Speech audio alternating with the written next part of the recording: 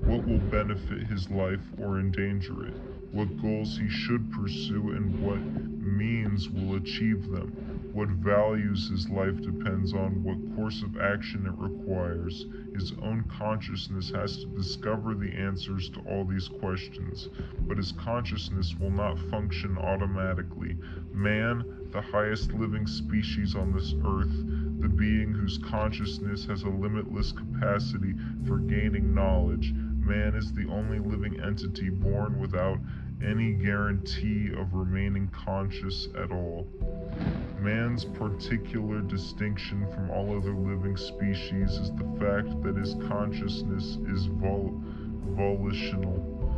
Just as the automatic values directing the functions of a plant's body are sufficient for its survival, but are not sufficient for an animal's, so the automatic values provided by the sensory perceptual mechanism of its consciousness are sufficient to guide an animal, but are not sufficient for man. Man's actions and survival require the guidance of conceptual value derived from conceptual knowledge, but conceptual knowledge cannot be acquired automatically. A concept is a mental integration of two or more perceptual concretes which are isolated by a process of abstraction and united by means of a specific definition. Every word of man's language, with the exception of proper names, denotes a concept, an abstraction that stands for an unlimited number of concretes of a specific kind. It is by organizing his perceptual material into concepts and his concepts into wider and still wider concepts that man is able to grasp and retain, to identify and integrate an unlimited amount of knowledge, a knowledge extending beyond the immediate perceptions of any given immediate moment.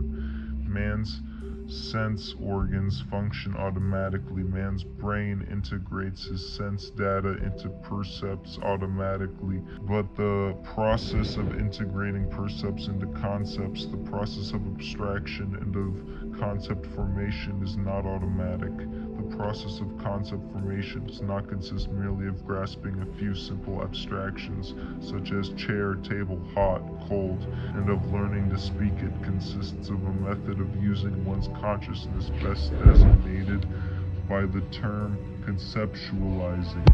It is not a passive state of registering random impressions. It is an actively sustained process of identifying one's impressions in conceptual terms, of integrating every event and every observation into a conceptual context, of grasping relationships, differences, similarities in one's perceptual material, and of abstracting them into new concepts, of drawing inferences, of making deductions, of reaching conclusions, of asking new questions and discovering new answers, and expanding one's knowledge into an ever-growing sum.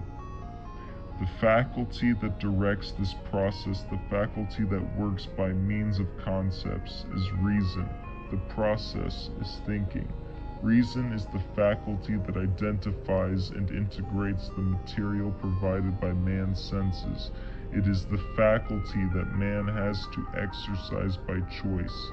Thinking is not an automatic function. In any hour and issue of his life, man is free to think or to evade that effort. Thinking requires a state of full focused awareness. The act of focusing one's consciousness is volitional. Man can focus his mind to a full active, purposefully directed awareness of reality, or he can unfocus it and let himself drift in a semi-conscious daze, merely reacting to any chance stimulus of the immediate moment, at the mercy of his undirected sensory perceptual mechanism and of any random associational connections it might happen to make. When man unfocuses his mind, he may be said to be conscious in a subhuman sense of the word, since he experiences sensations and perceptions but in the sense of the word applicable to man, in the sense of a consciousness which is aware of reality and able to deal with it. A consciousness able to direct the actions to provide for the survival of a human being. An unfocused mind is not conscious. Psychologically, the choice to think or not is the choice to focus or not. Existentially, the choice to focus or not is the choice to be conscious or not. Metaphysically, the choice to be conscious or not is the choice of life or death. Consciousness, for those living organisms which possess it, is the basic means of survival for man. The basic means of survival is reason. Man cannot survive as animals do by the guidance of mere percepts. A sensation of hunger will tell him that he needs food if he has learned to identify it as hunger. But it will not tell him how to obtain this food, and it will not tell him what food is good for him or poisonous. He cannot provide for the simplest physical needs without a process of thought. He needs a process of thought to discover how to plant and grow his food, or how to make weapons for hunting. His percepts might lead him to a cave if one is available, but to build the simplest shelter, he needs a process of thought. No percepts and no instincts will tell him how to light a fire, how to weave cloth, how to forge tools, how to make a wheel, how to make an airplane, how to perform an appendectomy, how to produce an electric light bulb or an electronic tube, or a cyclotron, or a box of matches. Yet his life depends on such knowledge, and only a volitional act of his consciousness, a process of thought, can provide it. But man's responsibility goes still further. A process of thought is not automatic, nor instinctive, nor involuntary, nor infallible. Man has to initiate it, to sustain it, and to bear responsibility for its results. He has to discover how to tell what is true or false and how to correct his own errors. He has to discover how to validate his concepts, his consciousness, his knowledge. He has to discover the rules of thought, the laws of logic to direct his thinking. Nature gives him no automatic guarantee of the efficacy of his mental effort. Nothing is given to man on earth except a potential and the material on which to actualize it. The potential is a superlative machine, his consciousness, but it is a machine without a spark plug, a machine of which his own will has to be the spark plug, the self-starter and the driver. He has to discover how to use it, and he has to keep it in constant action. The material is the whole of the universe, with no limits set to the knowledge he can acquire and to the enjoyment of his life he can achieve, but everything he needs nor desires has to be learned, discovered, and produced by him, by his own choice, by his own effort, by his own mind. A being who does not know automatically what is true or false cannot know automatically what is right or wrong, what is good for him or evil, yet he needs that knowledge in order to live. He is not exempt from the laws of reality. He is a specific organism of a specific nature that requires specific actions to sustain his life. He cannot achieve the survival by arbitrary means, nor by random motions, nor by blind urges, nor by chance, nor by whim. That which his survival requires is set by his nature and is not open to his choice. What is open to his choice is only whether he will discover it or not, whether he will choose the right goals and values or not. He is free to make the wrong choice, but not free to succeed with it. He is free to evade reality. He is free to unfocus his mind and stumble blindly down any road he pleases, but not free to avoid the abyss he refuses to see. Knowledge for any conscious organism is the means of survival to a living consciousness. Every is implies an ought. Man is free to choose not to be conscious, but not free to escape the penalty of unconsciousness, destruction. Man is the only living species that has the power to act as his own destroyer, and that is the way he has acted through most of his history. What then are the right goals for man to pursue? What are the values his survival requires? That is the question to be answered by the science of ethics, and this, ladies and gentlemen, is why man needs a code of ethics. Now you can access the meaning of the doctrines which tell you that ethics is the province of the irrational, that reason cannot guide man's life, that his goals and values should be chosen by vote or by whim, that ethics has nothing to do with reality, with existence, with one's practical actions and concerns, or that the goal of ethics is beyond the grave, that the dead need ethics, not the living. Ethics is not a mystic fantasy, nor a social convention, nor a dispensable subjective luxury to be switched or discarded in any emergency. Ethics is an objective metaphysical necessity of man's survival, not by the grace of the supernatural, nor by your neighbors, nor your whims, but by the grace of reality and the nature of life. I quote from Galt's speech: "Man has been called a rational being, but rationality is a matter of choice, and the alternative his nature offers him is rational being or suicidal animal. Man has to be man by choice. He has to hold his life as a value by choice. He has to learn to sustain it by choice. He has to discover the values it requires and practice his virtues by choice.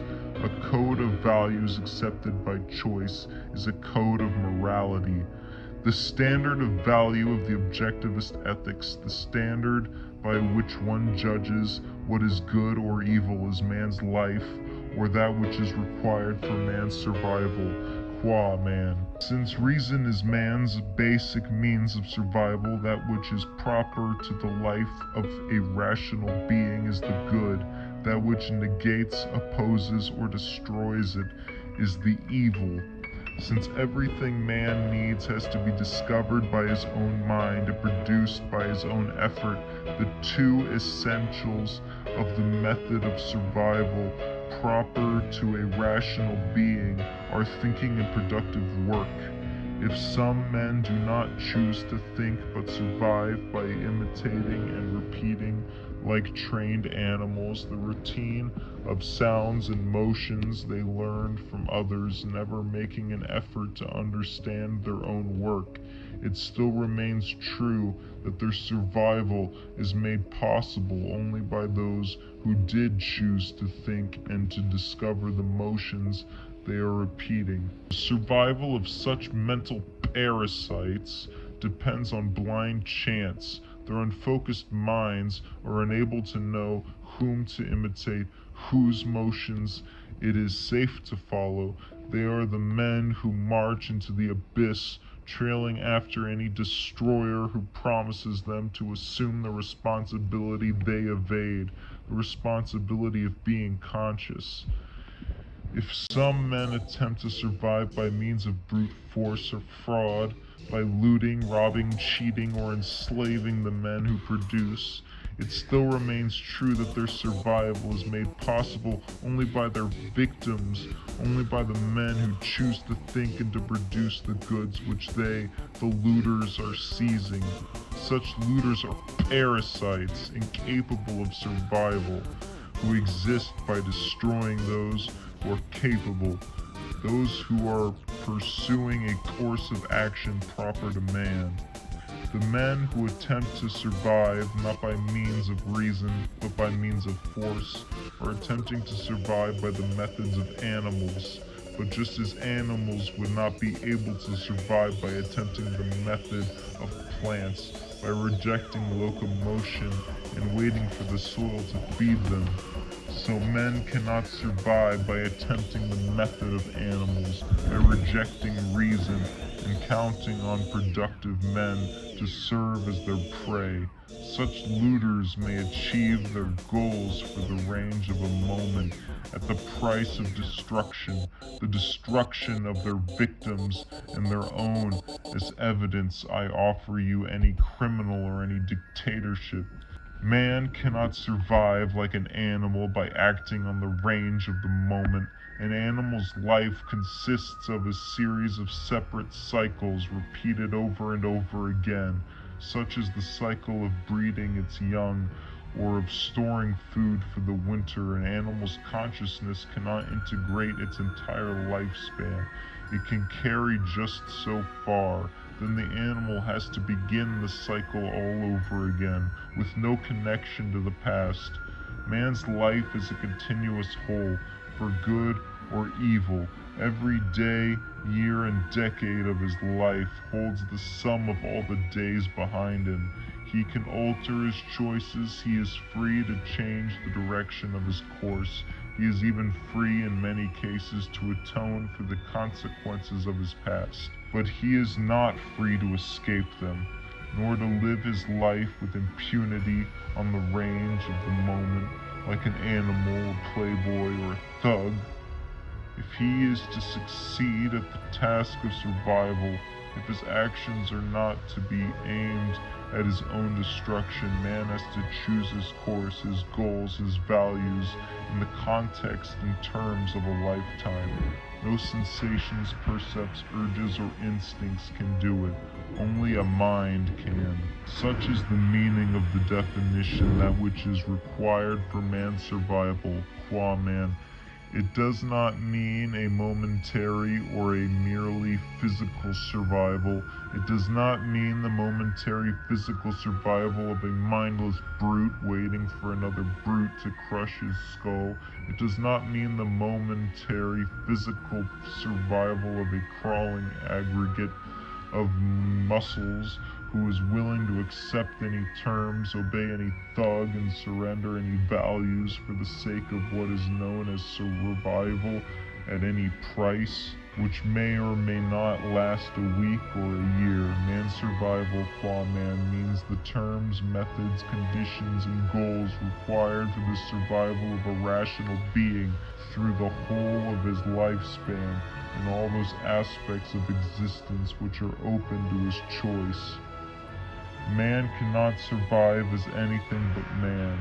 He can abandon his means of survival, his mind. He can turn himself into a subhuman creature, and he can turn his life into a brief span of agony, just as his body can exist for a while in the process of disintegration by disease, but he cannot succeed as a subhuman in achieving anything but the subhuman, as the ugly horror of the anti-rational periods of mankind's history can demonstrate. Man has to be man by choice, and it is the task of ethics to teach him how to live like man.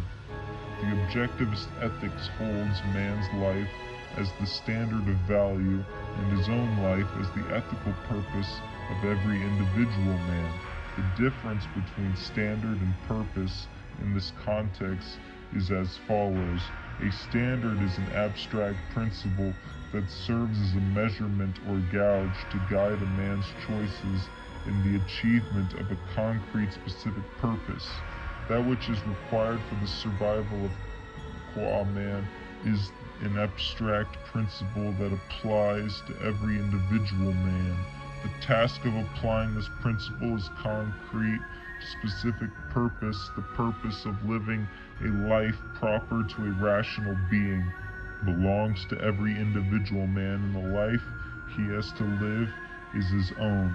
Man must choose his actions, values, and goals by the standard of that which is proper to man in order to achieve, maintain, fulfill, and enjoy the ultimate value that ends in itself, which is his own life. Value is that which one act to gain and or keep. Virtue is the act by which one gains and or keeps it. The three cardinal values of the objectivist ethics, the three values which together are the means to and the realization of one's ultimate value, one's own life, are reason, purpose, self-esteem, with their three corresponding virtues: rationality, productiveness, and pride. Productive work is the central purpose of a rational man's life, the central value that integrates and determines the hierarchy of all other values. Reason is the source, the precondition of his productive work. Pride is the result. Rationality is man's basic virtue, the source of all his other virtues. Man's basic vice, the source of all his evils, is the act of unfocusing his mind, the suspension of his consciousness, which is not blindness, but the refusal to see. I'm tired of reading for now. I was gonna try and read this whole chapter, but this is taking too long. I'm gonna stop it here for now. Someone by the name of Rabid Waffles, who I actually know about because I did a video responding to one of their videos 2 years back, which we will explain later. They comment, Valerie Flowers is the best YouTuber. I'm his biggest fan.